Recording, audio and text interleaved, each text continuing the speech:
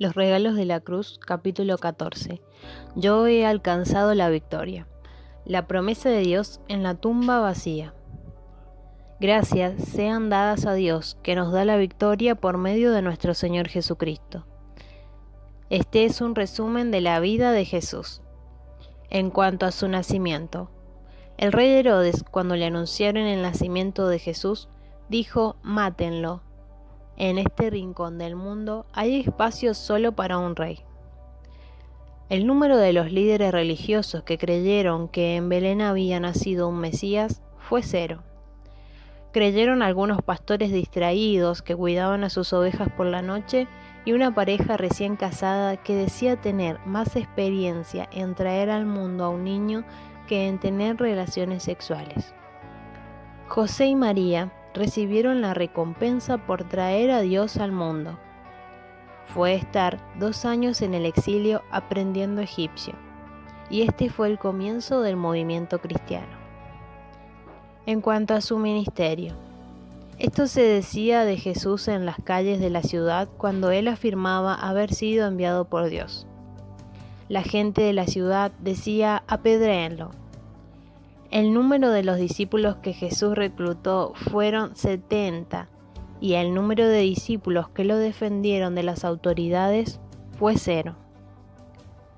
Aquellos que fueron seguidores de Jesús eran conocidos como un grupo de desocupados y reclutados en los muelles y en zonas rojas. El número de leprosos, ciegos y cojos sanados por Jesús fueron demasiados para contarlos. Asimismo, los leprosos y cojos sanados por Jesús, que lo defendieron el día de su muerte, fue 0.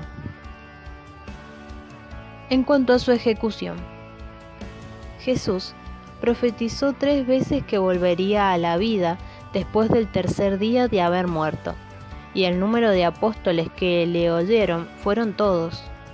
El número de apóstoles que esperaron ante la tumba para ver si cumplía lo que había dicho fue 0, y estos fueron los números de sus seguidores, que creyeron en la resurrección antes de que ocurriera. Saca vos mismo la cuenta. En cuanto a su movimiento, la reacción de la iglesia ante la resurrección fue que el número de los seguidores crecía. La reacción de los líderes judíos a la conversión de Saulo fue decirle: que un rayo te parta, fariseo traidor. No pasarán meses antes que vayas para la cárcel, y entonces, ¿qué harás? ¿Dedicarte a escribir cartas? El movimiento continúa. Voltaire, un filósofo francés, dijo: la Biblia y el cristianismo habrán pasado dentro de 100 años. Él murió en 1778 y el movimiento continúa. Friedrich Nietzsche afirmó en 1882: Dios ha muerto. Él creía que el amanecer de la ciencia sería el fin de la fe. La ciencia amaneció y el movimiento continúa. Cada persona que ha tratado de sepultar la fe con un descubrimiento, ese descubrimiento ha sepultado a esa persona. Jesús no permaneció en la tumba. El movimiento nunca ha estado más fuerte. Más de 1.000 millones de católicos y poco menos de protestantes. Pensemos, ¿cómo se explica esto? Jesús fue un hombre rústico, nunca escribió un libro y nunca tuvo una oficina. Nunca se alejó más de 300 kilómetros de su ciudad. Sus amigos lo abandonaron y uno de ellos lo traicionó, y aquellos a quienes él ayudó lo olvidaron.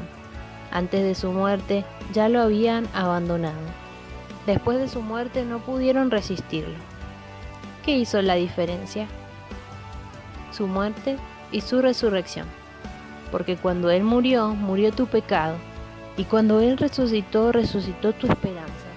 Y cuando él resucitó, su tumba cambió de residencia permanente en vivienda temporal. Y esta es la razón por la que lo hizo. Vos. Herodes tenía razón. Hay espacio para un solo rey. Este es el veredicto después de 2000 años.